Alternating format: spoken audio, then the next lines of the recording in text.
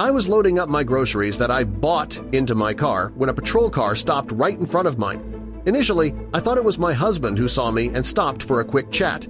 It wasn't him, it was a young white police officer who started questioning me as if I were some criminal. Before I knew it, he accused me of stealing and handcuffed me. I tried to explain myself, but he wouldn't listen, so I cooperated, knowing that my husband, the sheriff, was about to have a field day with this rookie. As I sat in the back of his patrol car, I looked him straight in the eye. "Did you arrest me because I'm black?" I asked, my voice low but firm.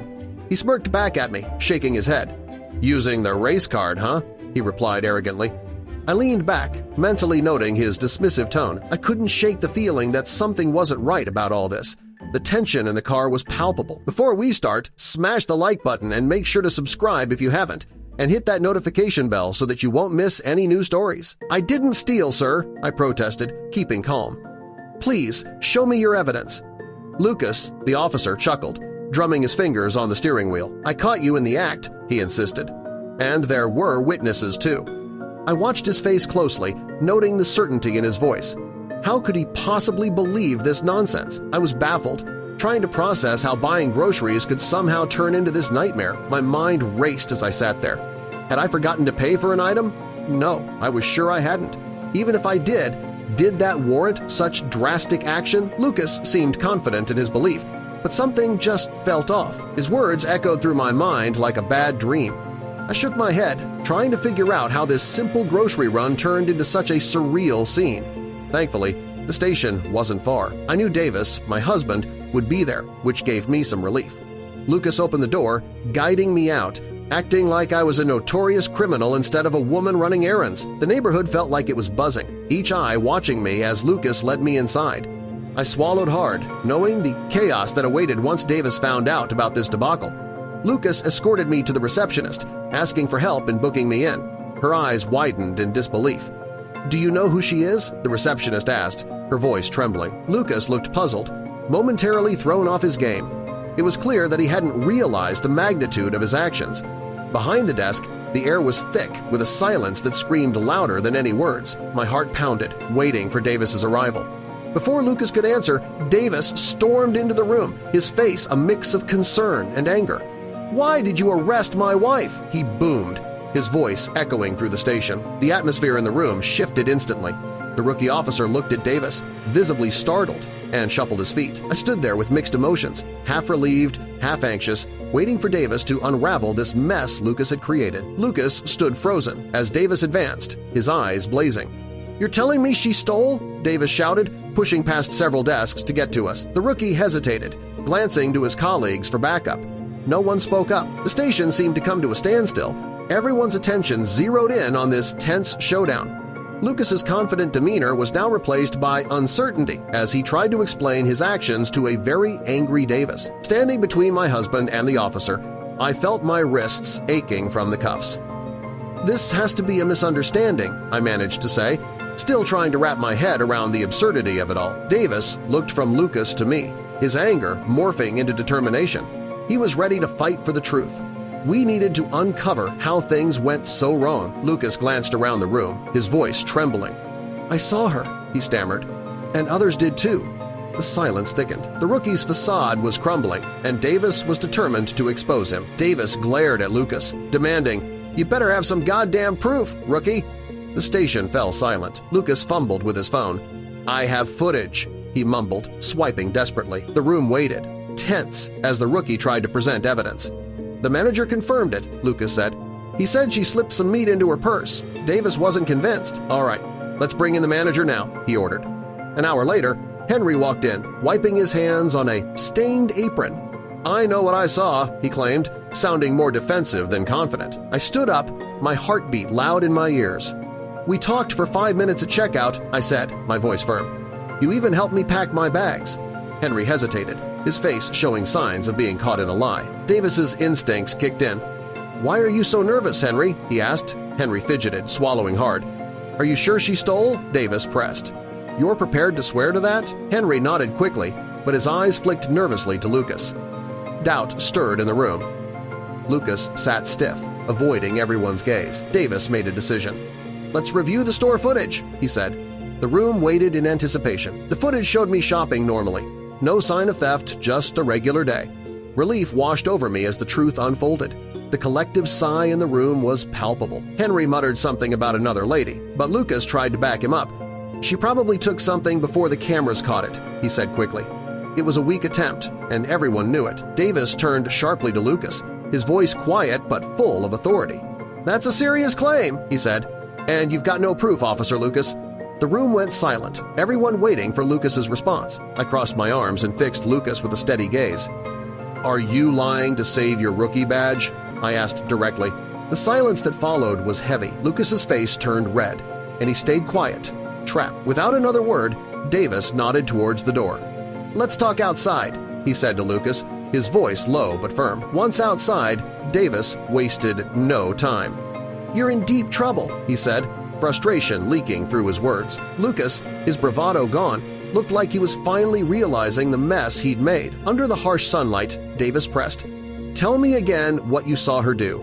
Lucas hesitated, his confidence shattered. Every attempt to explain only made it more evident that he had acted hastily.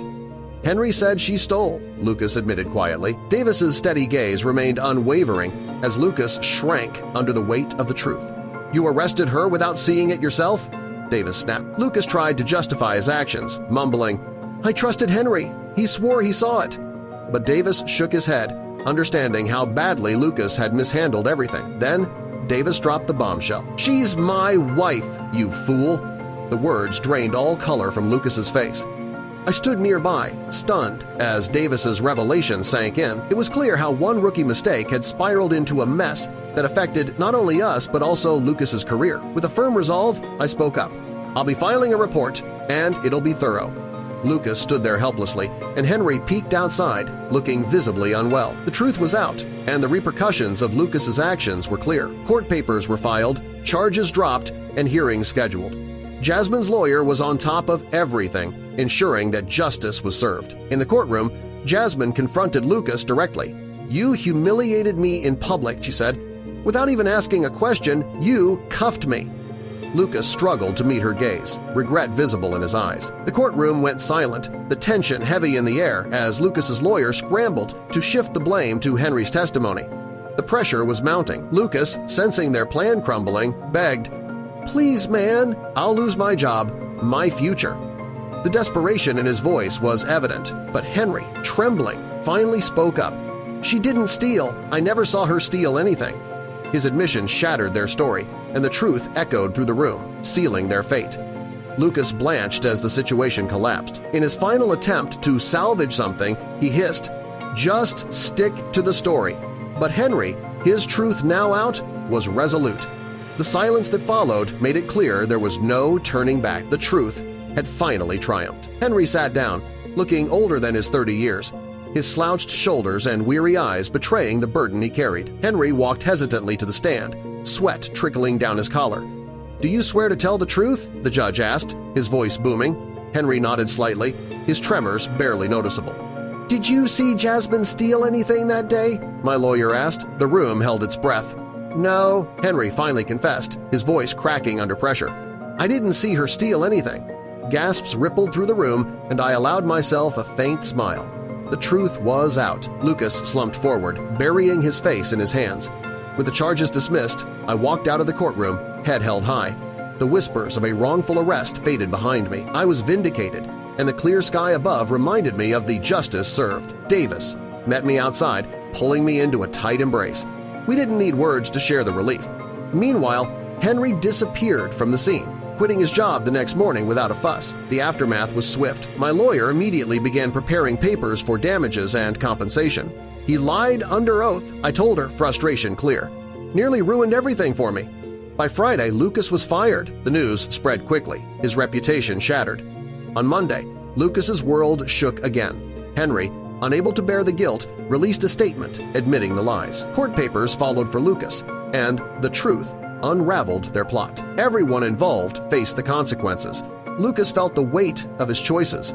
His friends stopped calling. His family barely responded. After his firing, Lucas vanished from town, leaving no trace behind. Henry did the same, retreating 2 states away, hoping to escape the constant spotlight. Their absence spoke volumes, a quiet testament to their attempts to move on, while the town kept their stories alive, woven into its history like an old tale retold over time. Lucas's deception not only destroyed his career but also fractured friendships.